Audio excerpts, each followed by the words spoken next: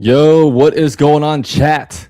We have a football game this weekend. The Jaguars have a big one in Denver against the Broncos, and I had to bring in my guy, Sports Talk Denver, into the show to help preview this. What's going on, man? What is up, big dog? We got Duval. What a game, man. Duval. I know, man. It's exciting. So I got to give you guys congratulations. You guys are good. This isn't it's not like we're a Chiefs fan and a Bills fan doing this one. This is, we're kind of back. I said on your channel, we did a video. You guys are back. I don't know if we've ever really been here, but, we got to hope that the hope here is that we can become like the Chiefs and Bills, right? We get first place matchups every single year, and we can make this thing a rivalry and a thing. Like, how do you feel about that? Yeah, I mean, my pivotal Broncos memory is losing to the Jacksonville Jaguars the year before we then go back-to-back Super Bowl champions with Elway. So we've always literally hated you guys. So I don't know how I'd feel about that. I don't know. It'd be cool, and truly the way you guys have rebuilt it. Sean Payton just gushes about Liam and how brilliant he is. Every Broncos podcast I've listened to this week has just talked about how shocking and how you did it the right way. Brian Baldinger came on on a podcast and said he went out to your training camp and was just blown away because he kind of thought he was going to be like a hokey Nathaniel Hackett, like he's got the soundbite and seems like a little kid, and just kind of thought we've seen examples of that with Nathaniel Hackett, the clown show coach we had, and he's not that, so it's impressive for sure.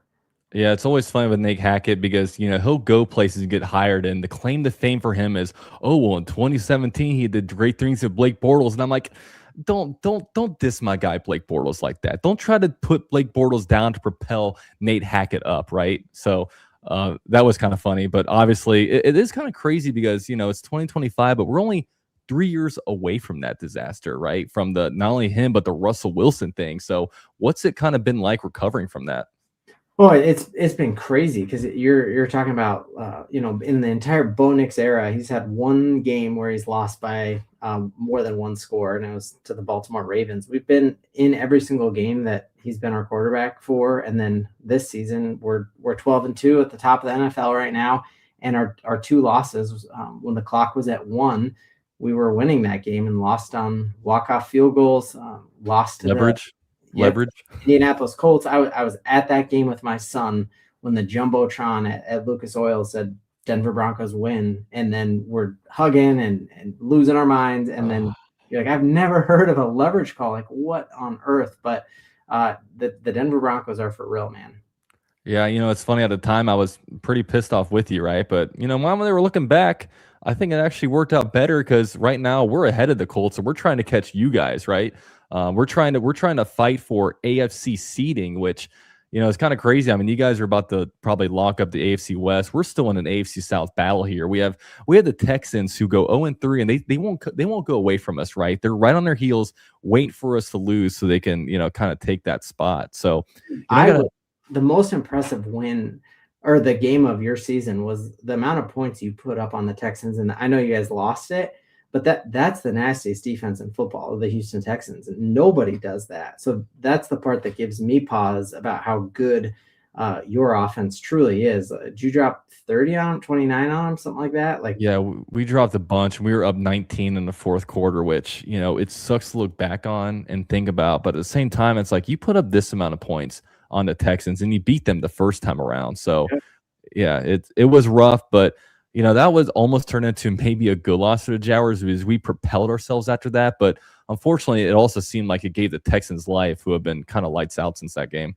Yeah, it is just wild to me that I pick the divisions each year, and I didn't think I thought you guys would finish last in your division, and I never thought when the Colts got off to that start you'd catch them. And yeah, I think you guys are going to end up winning the division now, which I never would have guessed.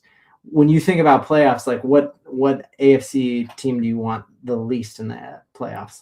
That one's interesting because, right now we're kind of saying, okay, who do we want to match up against? But I don't know. It just feels like the AFC is extremely level right now, right? Because you're gonna say if it kind of stands right now, you have the Patriots, Broncos, Jaguars, right? And you have the weird AFC North team in the middle. You skip them, and in the wild card, it's like you have the Texans, you have the Bills, and those guys are like those guys could easily be some of the best in the AFC. So I've kind of gone away from trying to look at what matchups I really want. I mean, honestly, maybe the best spot to be is the 5 seed because you get to play the AFC North team who looks, very, very beatable. So I don't know. I think I'd probably like to play the Chargers the most just because, we whooped them back in the day and we whooped them this season. They just, they don't have a lot of street cred when it comes to winning playoff games. But you look at the Bills, that's a scary matchup. But I don't know. I mean, who are you looking at maybe potentially wanting to play? The team I don't want to play is the Texans. So the fact you've played them well is great, and the rest of it, I'm like, send them to me. The Bills, obviously, Josh Allen scares you, but you're 100% right on. AFC North, we would mollywop any of those teams in that whole North, both of our teams. And I think the same is true of the Chargers, especially with them losing both of their tackles. If they're fully healthy, that's a scary team. But I think as they are now, I'd love to play the Chargers.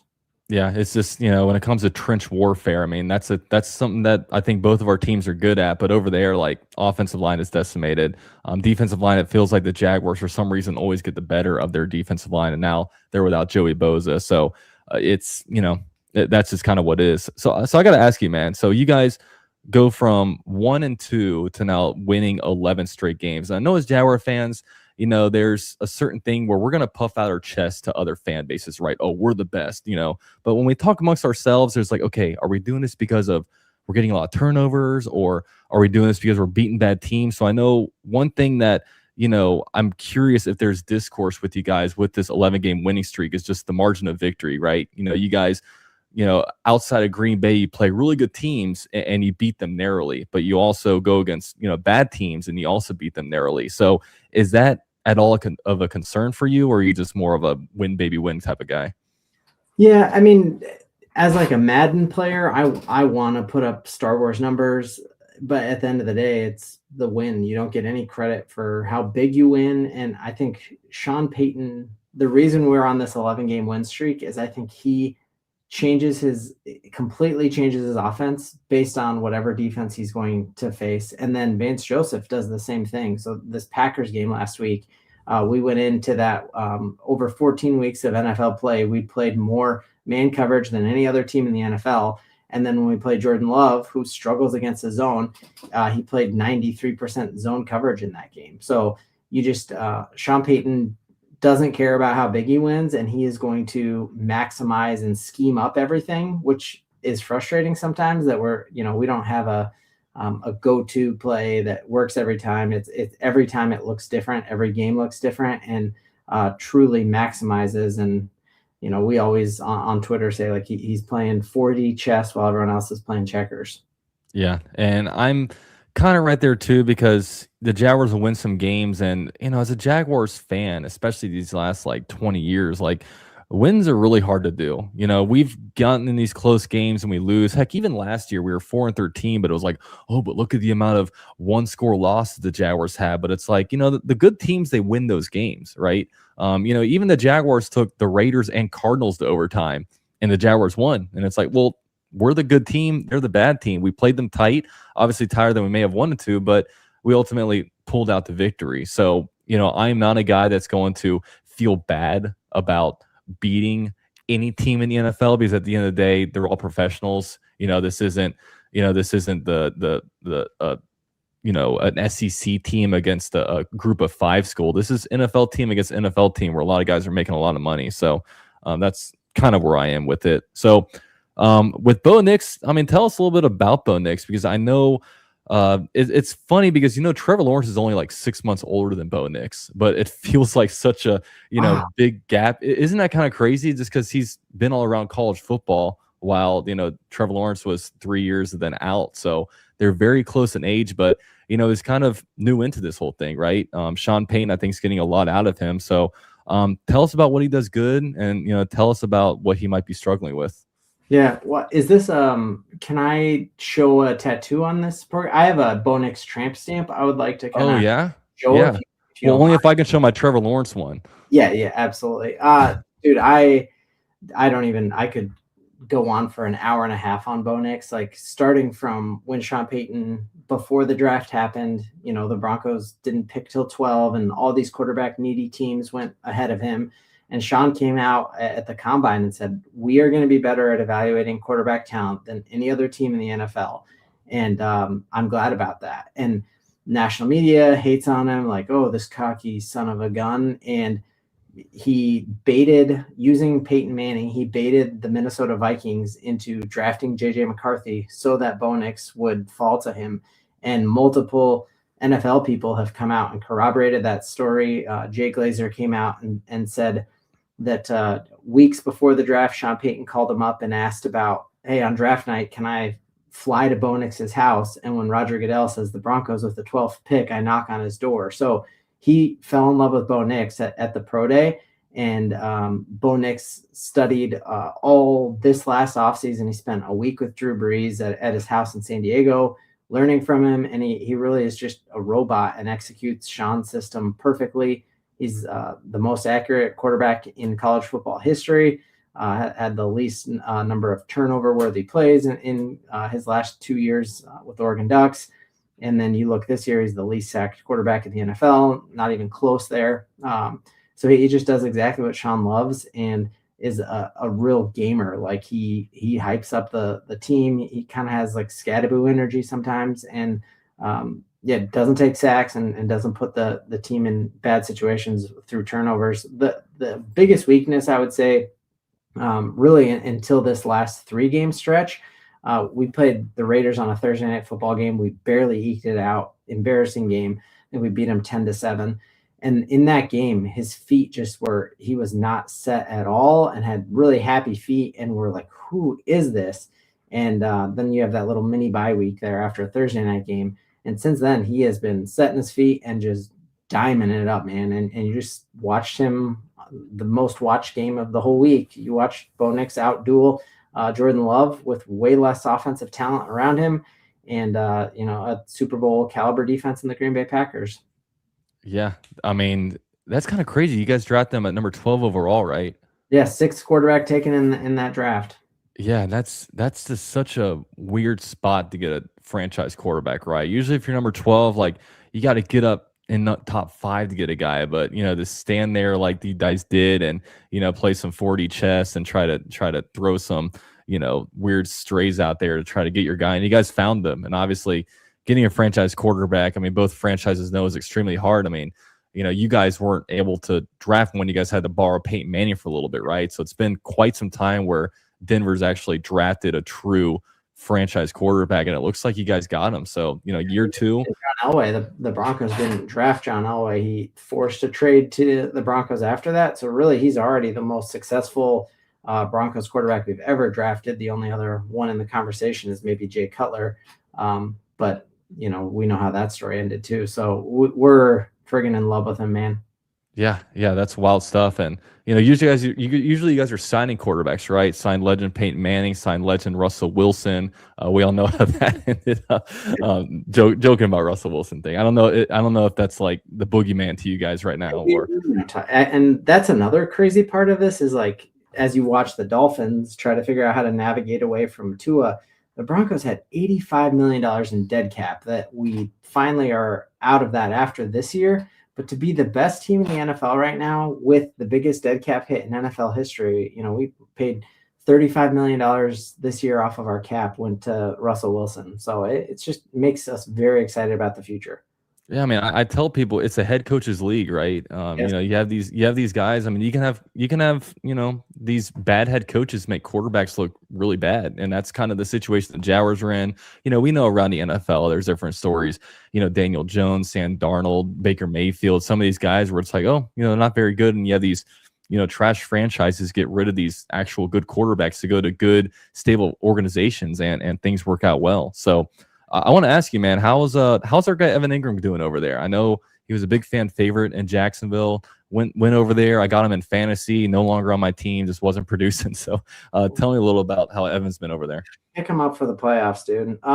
Sean went out of his way to talk about him as a person because he's not getting the type of targets that he has in the past. And he is like you'd mentioned when you're on my channel that after Trevor Lawrence took that cheap shot from that Houston Texans defender, that Evan Engram was the first on the pile, like ready to start throwing elbows. And that's exactly who he is for Bo Nix. Like they, he is just a team first guy and does all of the right things. And we saw some huge flashes from him in the preseason. I think he, in one preseason catch, almost had as many yards after catch as our whole tight end room last year. Our tight end room last year was awful. And then weeks 2 and 3, he was out with a back injury. And I think, I'm a huge Denver Nuggets fan too. And I saw back injuries take Michael Porter Jr. away from us for all those years as well. So I think there's a lot more to that back injury than Sean Payton let on. He's very coy about injuries. And so I think we still have not seen the best of Evan Engram. Yeah, I mean, we know what Evan Engram can do. Like one of, I think, 4 or 5 receiver or tight ends ever with 100+ receiving yards, and he was a guy that had big drop issues, wasn't dropping the ball in Jacksonville, and I wish him nothing but the best. I mean, though there's some guys that they leave, and there's a lot of like bad blood there. I mean, nothing with Evan Engram, but I know he's going to try to attack the Jaguars this weekend for sure. But all right, let's do it, man. Score predictions. I have no idea what you're about to say on your score prediction, but let me know what you think the score is going to be this weekend. Oh man, the part of in the back of my head, I'm like, we have to lose one, but we've been so good, dude. Like our 2 losses this season came down to last second field goals as the clock expired. And we've gone on the road and beat the Eagles. We've gone to London. We've come back and not taken a bye week. Like we've won in every way you can imagine. And we've won big. We've won 1-score games. So I think that continues this week. There is the part that like you're the team that needs it more for sure, because you could, you want to win that division too. But I just think this just continues to roll. I think you guys missing Tootin for this game. It's really just going to be ETN. The Broncos have been good at stopping the run, and I don't think Trevor Lawrence has played against a secondary that has the best defensive player in football, and Pat Surtain. And our home field advantage, I haven't heard Mile High like this since we last won the Super Bowl. So I think you're going to have a hard time coming in here and winning. I think the Broncos are going to win 28-13. Yeah, I actually went to the last matchup with the Jaguars and Broncos in Denver. In 2019, it was the legendary Gardner Minshew versus Joe Flacco game.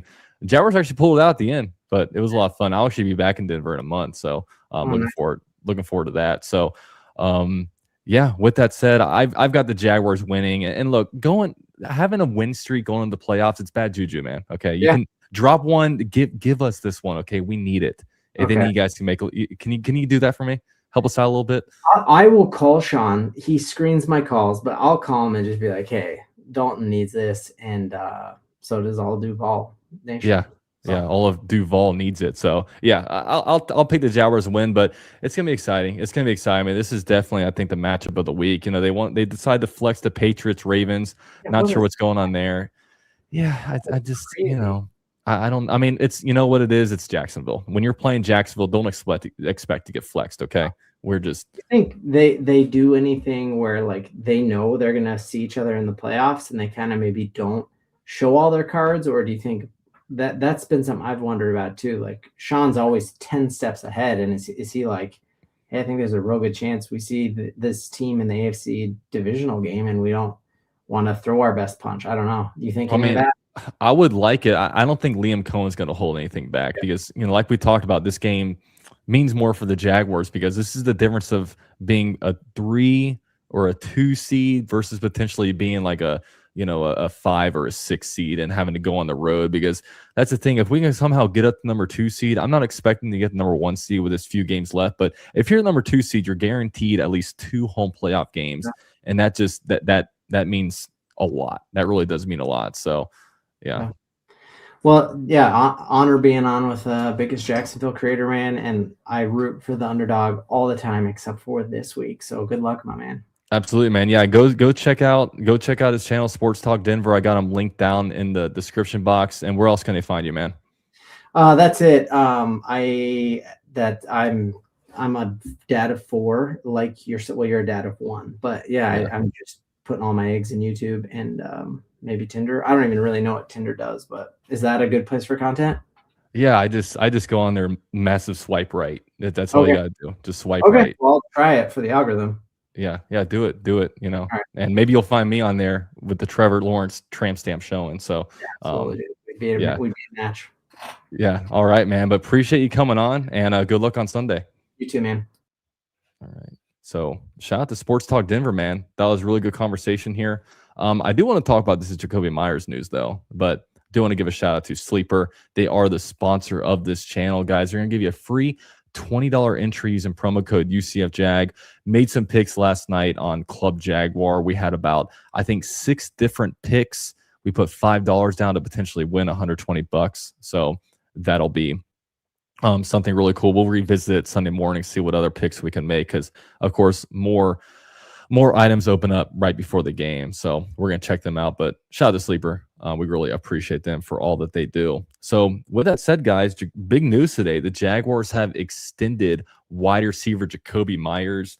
Let me take a look at this deal again, just so I can get the exact number. So he signed a 3-year extension worth $60 million with $40 million guaranteed. And it's interesting because on Club Jaguar last night, we were actually power ranking like the 3 guys that are upcoming free agents between Jakobi Meyers and Devin Lloyd and Travis Etienne. And all of us had Jakobi Meyers at number 1. And what's interesting about this is if you were to actually power rank where these guys are ranked amongst like the NFL, I was thinking about this today. Like Travis Etienne, he might be a top 10 to a top 15 running back.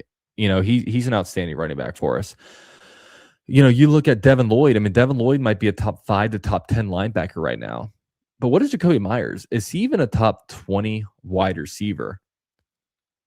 Honestly, probably not. But what he does for this offense in the nicest way possible, and this isn't a dig at him. He is just an extremely solid football player. I think he's a guy that if you talk about what he's elite at, he's got elite hands. He doesn't drop the ball. And I would say he's an elite route runner. But outside of that, he doesn't have insane speed. He doesn't have an insane, body mass, like body size or anything. He's not physically imposing. But he's a guy that you put him out on offense, he's going to run the right route. He's going to catch the ball. He's going to know where to be. If there's a zone, he's going to know area to go to.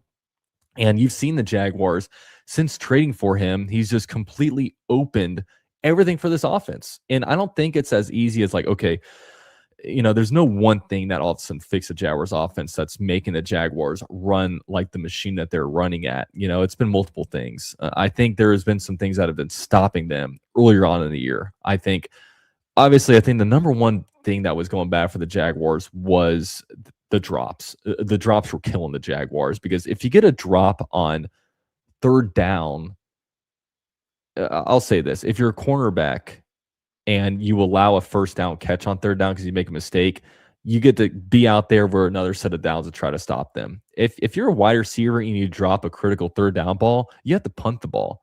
And that's a complete change of momentum. As you can sit here and say, if you would have caught it, maybe that turns into a touchdown. But instead they drop it, they punt it away, and the other team scores a touchdown. That drop could have turned into a 14-point swing, right? So I think the number one issue was the wide receiver core on drops, and they were running wrong routes. It just wasn't good.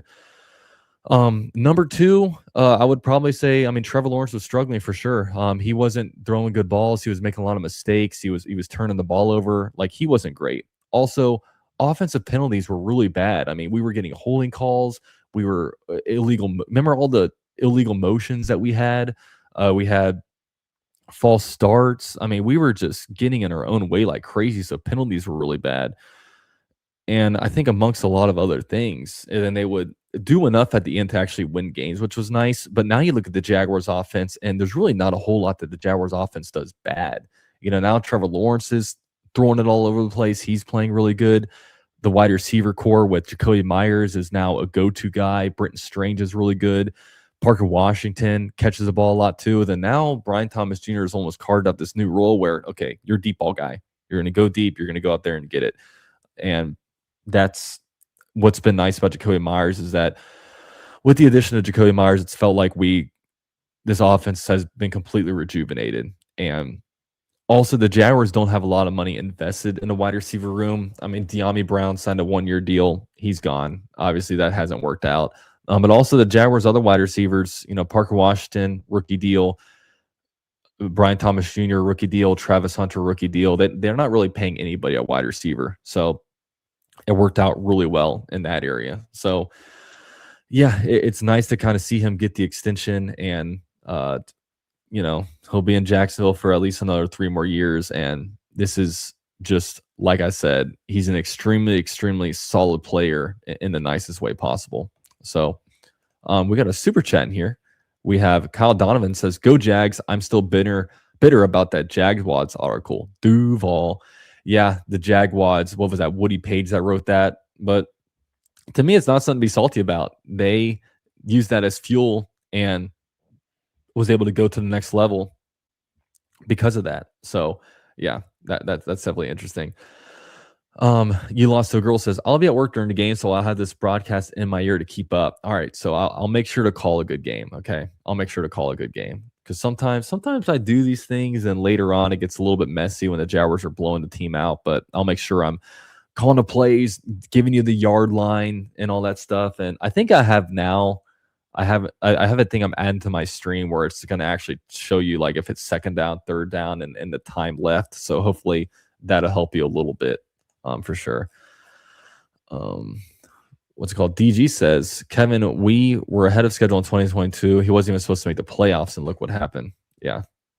This game is a statement game to the NFL. This team is in the Super Bowl window. Yeah, this game is huge because if you lose this game, I don't think we win the AFC South, to be completely honest with you. Because when you don't control your own destiny with 2 weeks remaining in the season, it's not a good spot to be in. It's not, especially with how hot the Texans are. Then you have to basically rely on can the Chargers beat the Texans? Maybe, but I'm leaning Texans in that one. Can the Colts beat the Texans? I don't know. Like, hopefully, I would rather Anthony Richardson play than Phillip Rivers, to be completely honest. So we'll just have to see. But all right, guys, I'm going to cut this one right here. If you guys aren't already, please do me a favor, follow me on TikTok at UCF_Jaguar, posting a lot of content on there. And with that said, hopefully you guys all have a great night and a great evening, and I'll catch you guys Sunday in my live reaction stream. Go Jags.